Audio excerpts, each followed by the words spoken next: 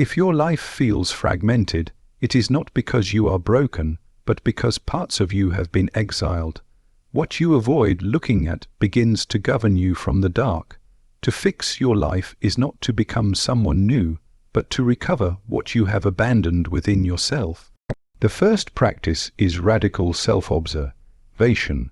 Watch your thoughts as if they belong to someone else. Notice patterns without judging them. Awareness weakens the unconscious grip that repeats the same mistakes again and again. The second practice is to befriend your discomfort. What irritates you in others is often a mirror. Instead of reacting, ask what part of you is asking to be seen. Growth begins where your excuses end. The third practice is to accept responsibility without self-hatred. Responsibility is not blame, it is power. The moment you admit your role in your suffering, you reclaim the ability to transform it. The fourth practice is to speak the truth, first to yourself, then to the world. Silence when you should speak creates inner division. Every unspoken truth becomes a weight carried by the psyche. The fifth practice is disciplined solitude. Not escape, but intentional withdrawal. In silence, the deeper voice emerges. Without solitude, you live only on the surface of yourself. The sixth practice is to confront your shadow. The traits you deny do not disappear. They act out unconsciously. Courage is not purity, but integration. When darkness is acknowledged, it becomes strength instead of sabotage. The seventh practice is to create meaning through commitment. A life without meaning collapses into pleasure, seeking, or despair. Choose one responsibility worthy of your suffering and serve it fully. The eighth practice is to regulate your instincts rather than repress them. Suppression breeds chaos. Conscious direction builds character. Mastery is not denial, but conscious alignment. The ninth practice is to respect the symbolic language of your inner world. Dreams, intuitions, recurring thoughts are messages, not noise. When you ignore them, life speaks louder through crisis. The 10th practice is daily renewal. Each day, shed one false identity, one borrowed belief, one outdated fear. Transformation is not an event. It is a ritual repeated quietly. Fixing your life is not about perfection. It is about wholeness. When the conscious and unconscious stop fighting each other, energy returns. Clarity emerges, and life, no longer an enemy, becomes a dialogue you are finally ready to answer. Self-awareness is not a passive act of noticing, but an active confrontation with what has been operating beneath the surface of your life. Most people believe they are making conscious choices, yet they live inside patterns formed long before those choices ever appear. These patterns repeat because they remain unseen. What is unconscious does not disappear. It expresses itself through habits, relationships, fears, and sudden emotional reactions. When you fail to observe yourself honestly, your life becomes a stage where the same drama is performed under different names and faces. Hidden patterns begin in early experiences, not only in what happened, but in how the mind learned to protect itself. A child adapts in order to survive emotionally, and that adaptation later becomes a personality. Over time, the adaptation hardens into identity. You begin to believe that your defenses are your character, your fears are your intuition, and your limitations are reality. Self-awareness starts when you question these assumptions and observe how they operate without immediately defending them. Most suffering persists not because it is too painful to change, but because it feels familiar. The mind prefers the known pain over the unknown transformation. Patterns gain power through repetition and emotional charge. When a certain reaction has been repeated enough times, it feels automatic, almost mechanical. You snap in anger, withdraw in silence, sabotage progress, or seek validation, often without understanding why. Self-awareness interrupts this automation by slowing down the inner process and making it visible. To observe yourself clearly, You must temporarily step outside the story you tell about who you are. This requires humility, because the ego resists being examined. The ego wants to be right, not conscious. It justifies, rationalizes, and blames in order to preserve its image. True self-awareness does not argue with these defenses, it watches them. The moment you can say, "This is what my mind is doing right now," you create distance between the observer and the behavior. Emotional reactions are one of the clearest gateways to hidden patterns. Strong emotions rarely belong only to the present moment. When something triggers a disproportionate response, it is usually touching an unresolved inner conflict. Instead of asking, "Why did they do this to me?" self-awareness asks, "Why did this affect me so deeply?" This shift moves attention from the outer world to the inner structure that is being activated. Projection is another mechanism that keeps patterns hidden. The qualities you cannot accept in yourself are often experienced as unbearable in others. You criticize, idealize, resent, or admire with unusual intensity because something inside you is seeking recognition. Self-awareness reveals that what you see outside is often a reflection of what you have not integrated within. When projection is withdrawn, energy returns to the self, and clarity replaces emotional entanglement. Self-awareness is uncomfortable because it dismantles the illusion of innocence. It shows you not only where you have been hurt, but where you have been complicit. It reveals how you repeat the same relational dynamics, how you choose familiar pain, how you avoid responsibility by blaming circumstances. This discomfort is not a sign that awareness is harmful. It is a sign that it is working. Without self-awareness, life feels as though it happens to you. With self-awareness, you begin to see how you participate in what happens. This realization can initially feel heavy, but it is the beginning of freedom. You cannot change what you refuse to see, but once a pattern is conscious, it loses its absolute power. You may still struggle with it, but you are no longer possessed by it. Thoughts are also patterns, not truths. The mind produces narratives continuously, many of them rooted in fear, comparison, or past conditioning. Self-awareness listens to these narratives without immediately believing them. You begin to notice recurring inner dialogues, self-judgments, and imagined futures that shape your decisions. When thoughts are observed rather than obeyed, they become information instead of commands. Time plays a crucial role in deep awareness. Quick judgments keep patterns intact, while patience allows them to reveal their structure.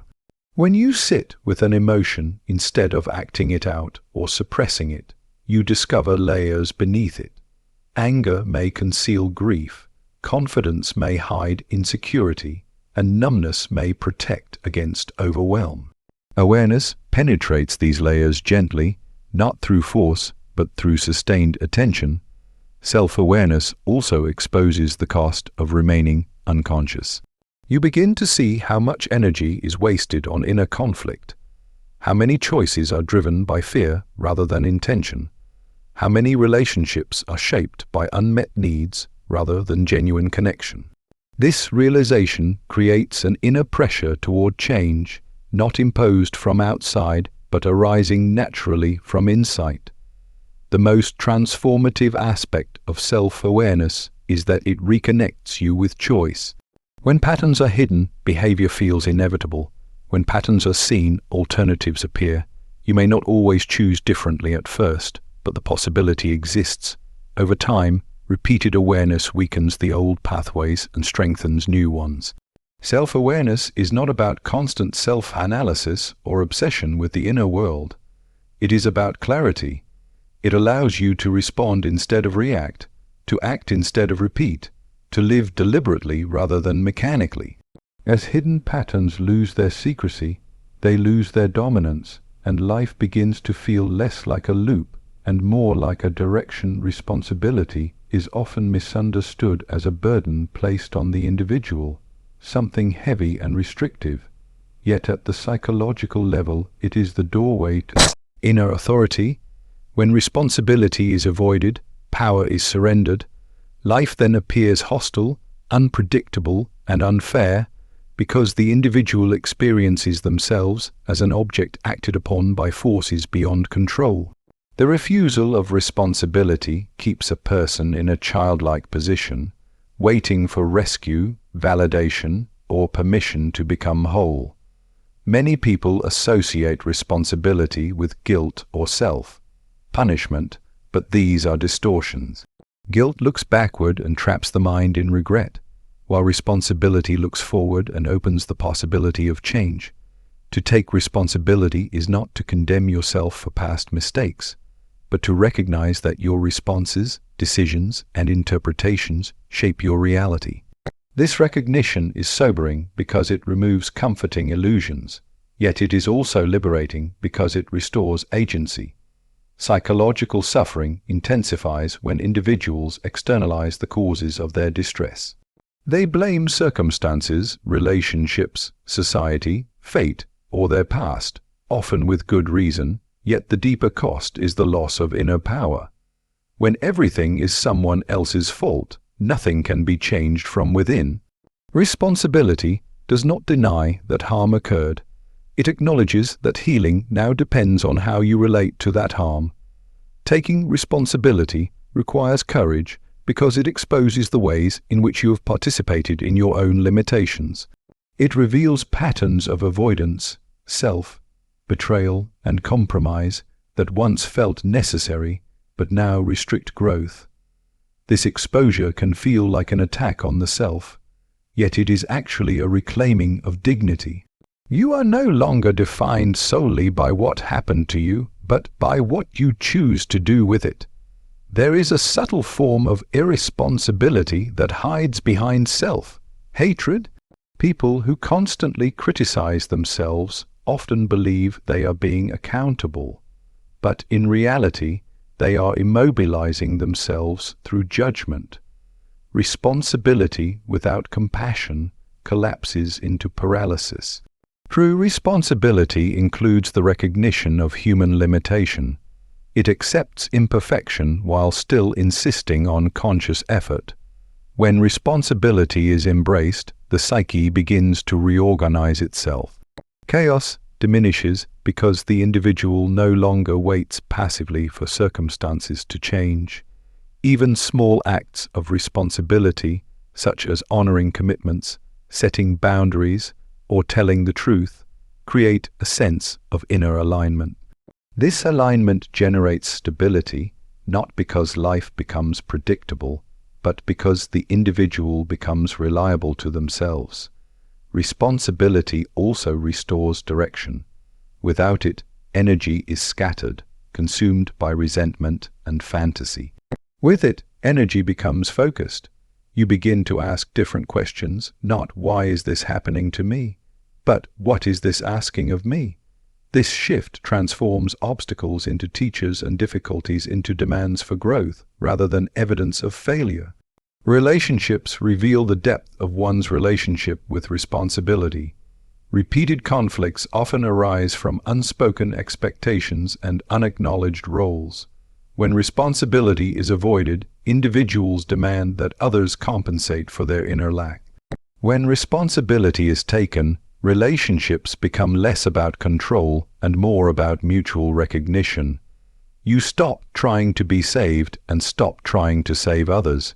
Inner power emerges when responsibility is sustained over time.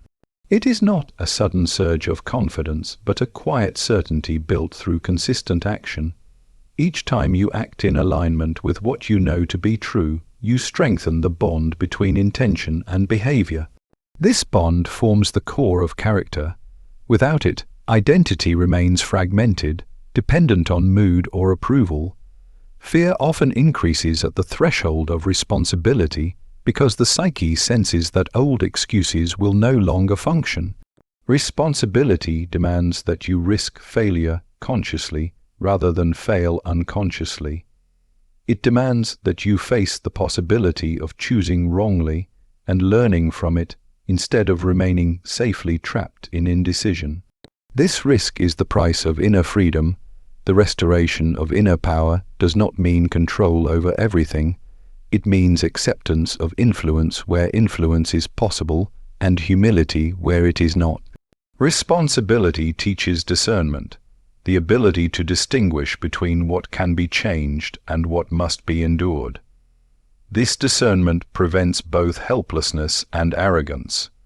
When responsibility is rejected, life feels heavy. When it is accepted, life feels meaningful, even in struggle. Meaning arises when effort is voluntarily chosen rather than imposed. Through responsibility, suffering is no longer random. It becomes connected to purpose. The individual no longer asks for an easier life, but for the strength to meet life consciously. Over time, responsibility reshapes identity. You begin to see yourself not as a victim of circumstance, nor as a flawless agent, but as a conscious participant in an unfolding process. This perspective brings balance. You are neither crushed by blame nor inflated by control. You stand in the center, accountable, aware, and capable of direction. The parts of yourself you reject do not vanish. They sink below awareness and continue to influence your behavior from the shadows. What you refuse to acknowledge gains autonomy. This hidden side expresses itself through compulsions, sudden emotional outbursts, irrational fears, and self-sabotaging patterns that seem to contradict your conscious intentions. You may believe you are moral, rational, and controlled, yet find yourself repeatedly drawn into chaos. This contradiction is not accidental. It is the result of inner division. Weakness does not originate from darkness itself, but from denial of it. When qualities such as anger, envy, selfishness, ambition, vulnerability, or desire are labeled unacceptable, they are pushed out of conscious identity. The psyche does not destroy these traits, it buries them. Buried energy does not remain still. It seeks expression in distorted forms. The more intensely you try to appear good, the more forcefully the denied opposite asserts itself unconsciously. Integration begins with the realization that being whole is not the same as being virtuous. Wholeness includes contradiction. The human psyche is not a polished structure, but a living tension between opposing forces. Strength is born not from eliminating one side, but from holding both consciously. When darkness is faced directly, it loses its primitive grip and becomes available as energy, insight, and depth. Many people fear that acknowledging their darker traits will make them worse, but the opposite is true. What is unconscious acts without restraint. What is conscious can be guided. Anger that is denied becomes cruelty or passive aggression. Anger that is acknowledged becomes clarity and boundary. Ambition that is denied becomes resentment. Ambition that is integrated becomes direction and discipline. The shadow often reveals itself through projection. You react strongly to traits in others that mirror what you refuse to see in yourself. Disproportionate judgment, fascination, or disgust are signals pointing inward. The external figure becomes a screen onto which your own disowned qualities are projected. Integration begins when you withdraw these projections and recognize that what disturbs you outside has roots within. This process requires honesty that goes beyond self-image. It demands that you question the story you tell about who you are. The ego resists this because it has invested heavily in appearing consistent, moral, and acceptable. To integrate the shadow is to accept that you are capable of thoughts and impulses that contradict your ideals. This acceptance is not indulgence, it is realism. Without integration, inner conflict drains energy. A large portion of psychic force is spent maintaining the split, suppressing impulses, justifying behavior, and defending identity. When the shadow is acknowledged, this energy is released. What once caused shame becomes information. What once caused fear becomes choice. Strength that emerges from integration is grounded rather than performative. It does not rely on constant self-control because it understands the forces at play. A person who has faced their own capacity for destruction does not need to prove goodness. Their restraint carries weight because it is conscious, not naive. The shadow also contains positive qualities that were never allowed to develop. Sensitivity may have been rejected as weakness. Confidence may have been punished as arrogance. Creativity may have been suppressed for the sake of safety. These aspects retreat into the unconscious alongside darker traits. Integration recovers not only destructive impulses but lost potential. Facing the shadow is unsettling because it dismantles moral superiority. You can no longer divide the world into good people and bad people. You recognize the same forces operating in all humans, including yourself. This recognition fosters humility. Humility is not self-degradation, but accurate self-perception. Avoidance of the shadow often appears as rigid morality or excessive positivity. These attitudes attempt to control inner chaos through external rules or forced optimism. Yet rigidity cracks under pressure. When life challenges these structures, the suppressed material erupts with greater intensity. Integration prevents this explosion by allowing gradual, conscious engagement. The process is not a single confrontation, but an ongoing relationship. New layers emerge as consciousness expands. Each stage of life reveals different shadow elements because identity itself evolves. What was once unconscious becomes conscious, and new boundaries of awareness appear. Integration is therefore not a destination, but a practice of continuous recognition.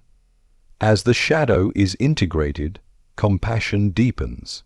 You become less reactive to the flaws of others because you recognize similar tendencies within yourself. Judgment softens not from moral weakness, but from understanding. This does not mean tolerating harm.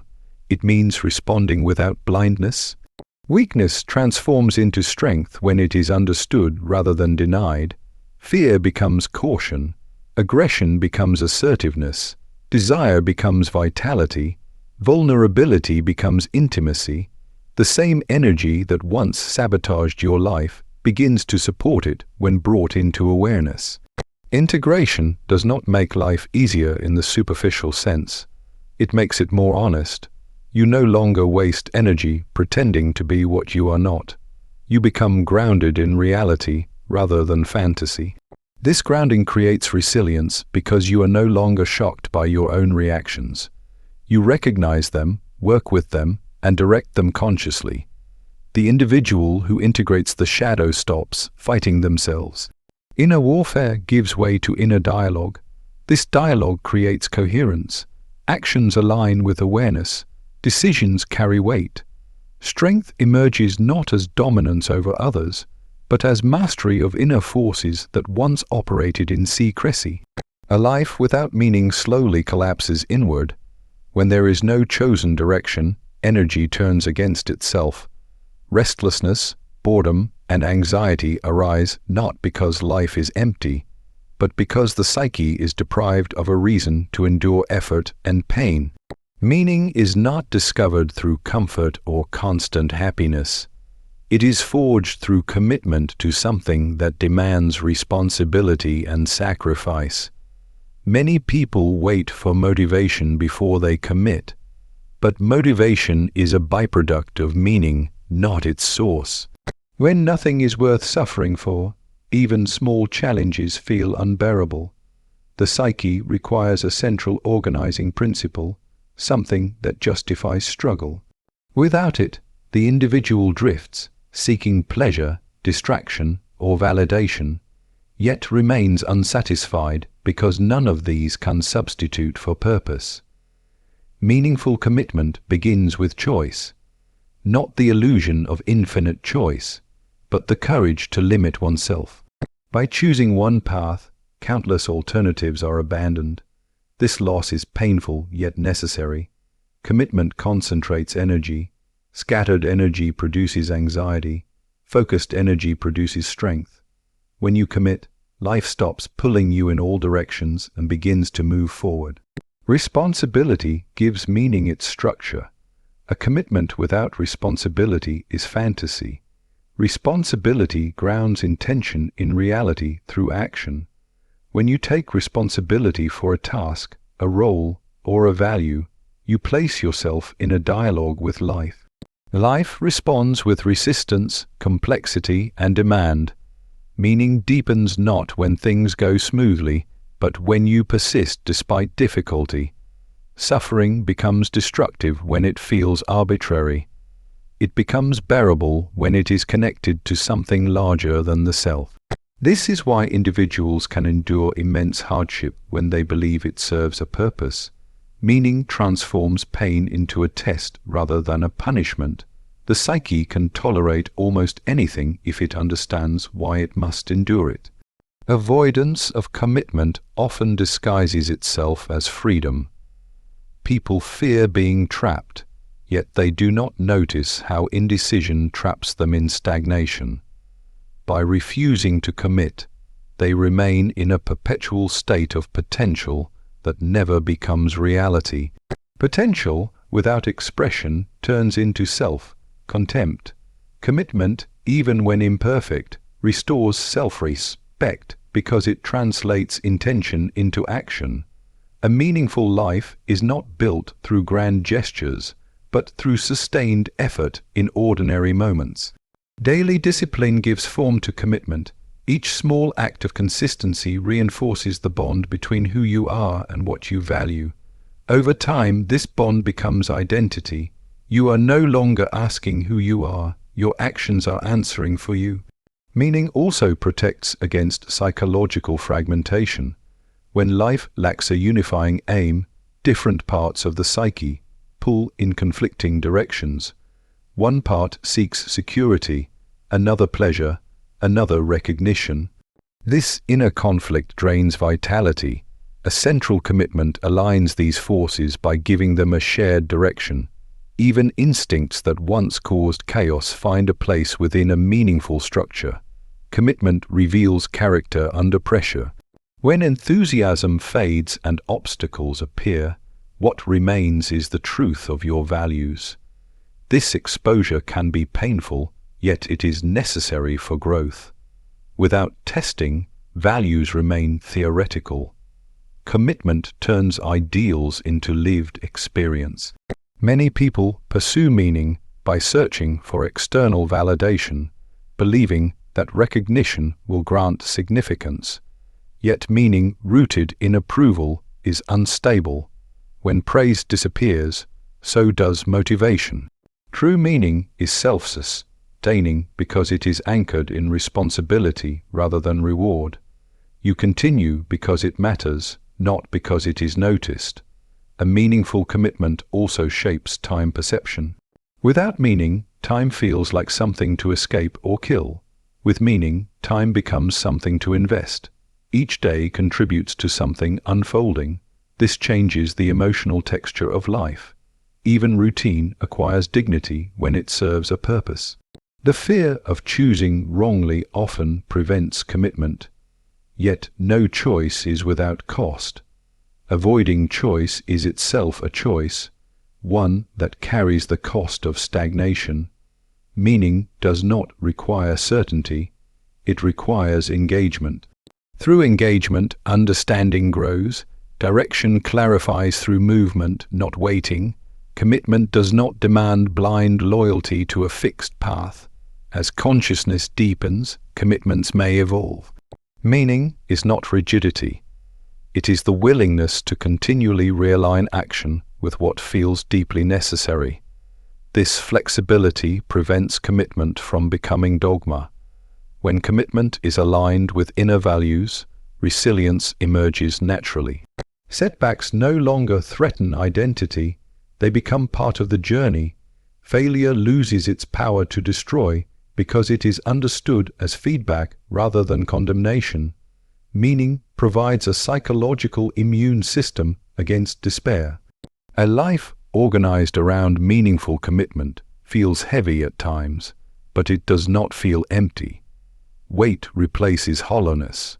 Responsibility replaces aimlessness. Through chosen obligation, the individual steps out of chaos and into dialogue with existence, where effort, sacrifice, and purpose converge into a sense of inner solidity.